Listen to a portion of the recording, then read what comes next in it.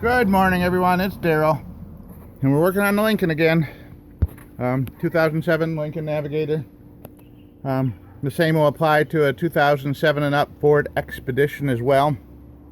We had the ABS light come on suddenly, along with the traction control light. Took it to O'Reilly's and had them scan the codes, because they have this code scanner that can do ABS codes, and I don't yet. But it said right rear ABS signal failure. So I bought an ABS module for the right rear wheel. Actually, they're the same for left and right on the rear. And came out here to look at it, and I found that I have a bad rear wheel bearing on this side. The wheel hub bearing assembly on this is very bad and loose. I don't know if you can see. Let me try it again here. Oh yeah, you can see that. You can hear it. You can probably see the top of that moving a little bit. And even though it's just a little bit, it's way too much play for a wheel bearing. What happens in this case is the wheel bearing gets crooked like that or loose, and causes the inside of the hub mechanism to rub against the ABS sensor, or alternately to miss rubbing against near the ABS sensor, causing it to not get a signal. So I may have to replace the ABS sensor, I may not. We won't know that till I get it apart, but definitely have to replace the hub bearing assembly back here. It's not a huge job. I've got the car jacked up and supported. I've got wheel chocks on both sides on the front, and I've got the wheel off already. Figured you guys all probably know how to do that already. Plus you probably know how to do the brakes too, but we're gonna show you real quick the caliper removal, because you gotta remove the caliper. You've got these plastic plugs that have to come off over the caliper bolts, and then the rubber bushing around them is right here. You're gonna put your wrench in there, and you're gonna remove the two caliper slide bolts, which I've already got out in my hand here. While you got them out, you want to clean these up and apply a thin coat of brake grease to these. And the caliper itself on this particular model swings up from the bottom. Some swing down from the top, some swing up from the bottom. This one swings up from the bottom. I put my screwdriver underneath here and just pry it upward a little bit, popped it loose, and then work it off. And the other thing I noticed on this yesterday when I first looked at it, let's set that up there so it's safe. One of the brake pads is actually separated from its back plate, so we have to do the brake pads too.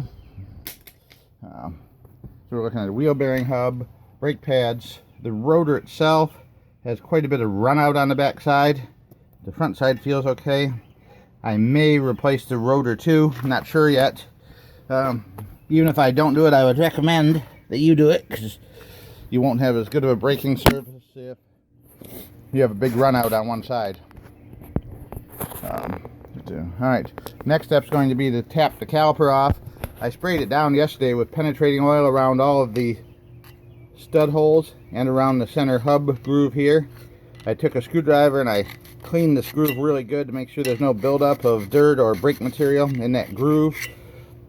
And it's a pop-off rotor. You just tap. I've had good luck hitting them with a hammer here on the face between the wheel studs, a dead blow hammer or a small sledgehammer, whacking it a few times around each here, and then put the car in neutral, make sure the wheels are tracked, and you can lightly tap on the back side of the rotor surface with a dead blow hammer too while you're spinning the rotor around. So now that it's in neutral, you can, well, I could have spun a second ago. Hang on. It's got to spin.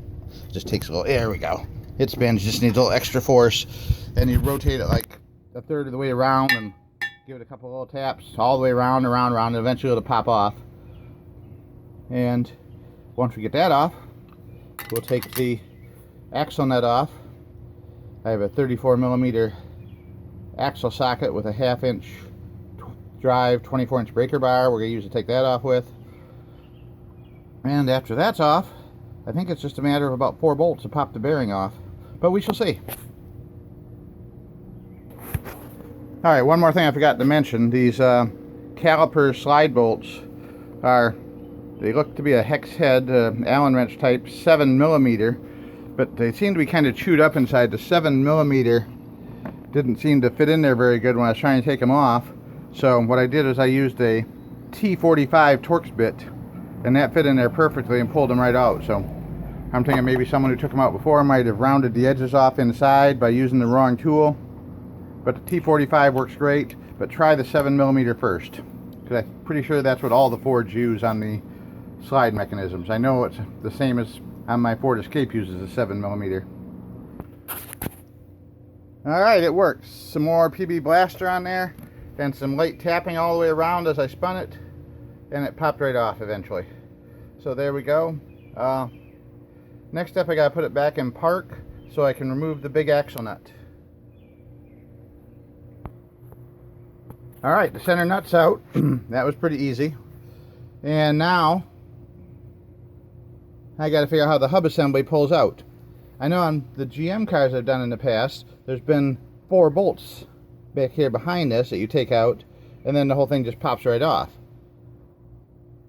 I've heard, some people told me that some of them are just a press fit, and once you take this nut off, you just use a slide hammer and pull them out with a slide hammer. So I'm going to have to look at my manual and check that out.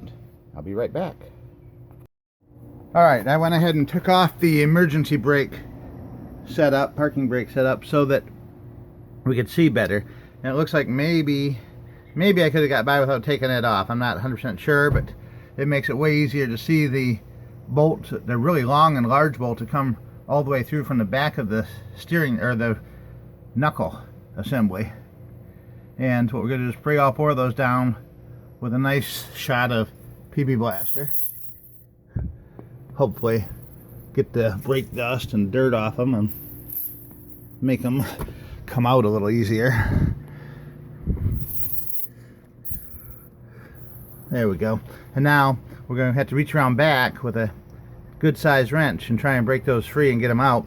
We're also going to remove the ABS sensor while we're right here. That'll need to come out too, and then we can check that and see if it's bad or not. Well, the hub assembly is off. You can see it dropped off of the axle there. Over an hour of beating on it with the sledgehammer here. Lots of heat. Liquid wrench, well, PB Blaster actually. I sprayed the PB Blaster on from the back side and the front side through the bolt holes. Let it soak, back and forth. I even put a puller on it, but the puller didn't really help too much because all the puller did was compress the end of the axle shaft. And I was afraid if I put too much pressure on it, it might damage the CV joints of the drive shaft. So I didn't want to put too much pressure on it, just enough to have a little bit of pressure to help me pull it. And finally, I guess the PB Blaster soaked in enough to get it out. Dented the cover up a little bit here, mashed up the cover a little here, but we'll straighten that back out, reinstall the e-brake, and bolt this baby back together.